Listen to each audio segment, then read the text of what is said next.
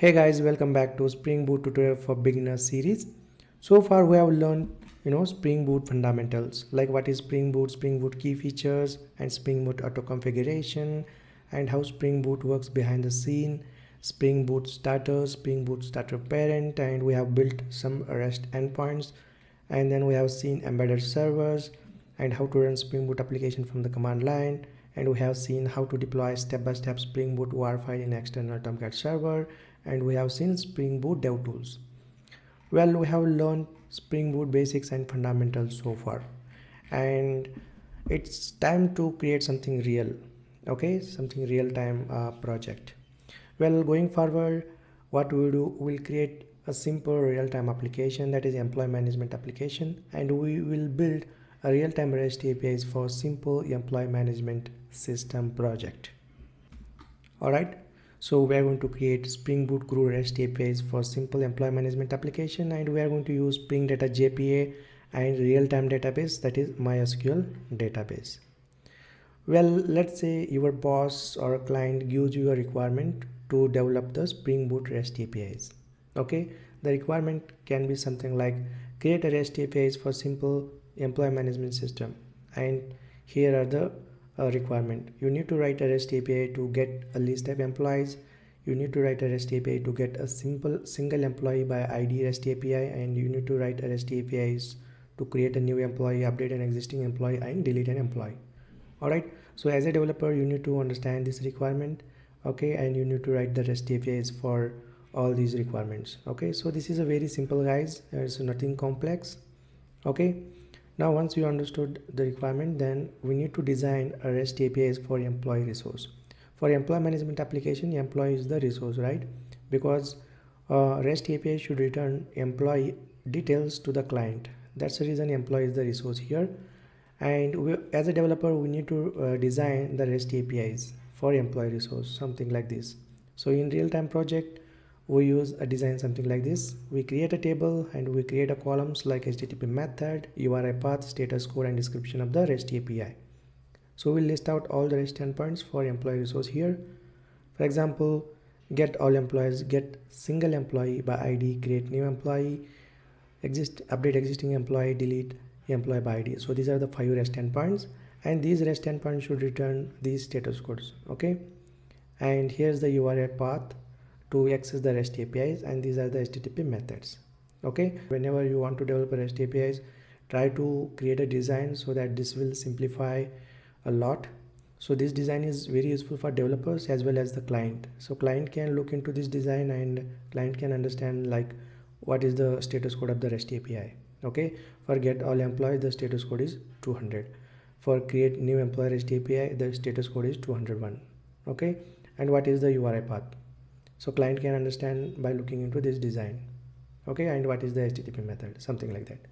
Alright guys, in this project we are going to use Spring Data JPA to talk with the database. Okay, so let me give you a brief idea about JPA, Spring Data JPA, and Hibernate. Well, JPA stands for Java Persistence API, and JPA is nothing but just a specification, and it provides object relational mapping facility for Java developers. Alright, and JPA is just a specification and doesn't have implementation. Well, there are few popular implementations out there. For example, Hibernate is one of them, and we have Eclipse Link. Okay, so these are the few popular implementation of JPA specification. Okay, just remember JPA is nothing but Java Persistence API, and it is just a specification, and it provides APIs to map object to the relational database table. For example, we have a database and here is a Java application. So in Java application we have so many objects, right? And in database table we have tables, right? So we can map object to the relational table directly by using JPA. Okay, great. And whenever we create a Java application with JPA and Hibernate, we need to write a lot of code. Okay, lot of repetitive code. Alright, so whenever we develop a DAO layer, that is data access object layer in our Java application using JPA and Hibernate, then we need to write a lot of code, right? We need to basically write a same code and again and again. Alright, so in order to reduce this kind of boilerplate code, Spring team has built Spring Data JPA module. So basically Spring Data JPA module, it is an abstraction on top of JPA, which will reduce a lot of boilerplate code which is required to develop a DAO layer. Okay, hence we are going to use Spring Data JPA.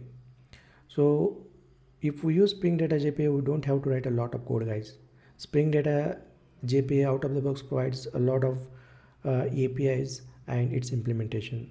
For example, CRUD APIs to talk with the database. Alright, so we don't have to write any code whenever we use Spring Data JPA. Alright, so Spring Data JPA simplifies a lot. Okay, so just remember, JPA is just a specification and it provides developers to map object to relational database table directly, and Hibernate is one of the implementation of JPA.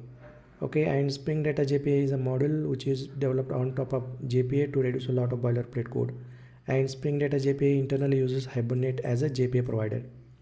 Alright, so as I said, JPA doesn't have implementation, so there should be an implementation, right? So Spring Data JPA, it internally uses Hibernate ORM framework as a JPA implementation. Alright, so just remember these definitions or the basics, because we are going to use Spring Data JPA in this project. If you want to know more about JPA and Hibernate, you can go ahead and you can check out my YouTube channel. Alright, great. Now let's take a look into the tools and technologies that we'll be using to develop this project. So we are going to use Spring Boot 2.5.0. So this is the latest release of Spring Boot while recording this video, and we are going to use Spring Data JPA to reduce a lot of boilerplate code which is required to develop a DAO layer. And Spring Data JPA internally uses Hibernate as a default JPA provider. And we are going to use Lombok library. So Lombok library is very helpful to reduce a boilerplate code. And we are going to use JDK 16, which is the latest release of Java as of now. And we are going to use embedded Tomcat server. And we use MySQL database, and we use Maven 3.2 plus, and we are going to use Eclipse STS IDE to develop this project, and we are going to use Postman client to test the REST endpoints.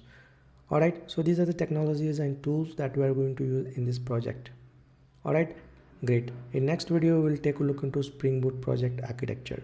Okay, we are going to use 3-layer architecture, guys, and this is the widely used architecture in Spring based applications. Alright, great. I will see you in the next video.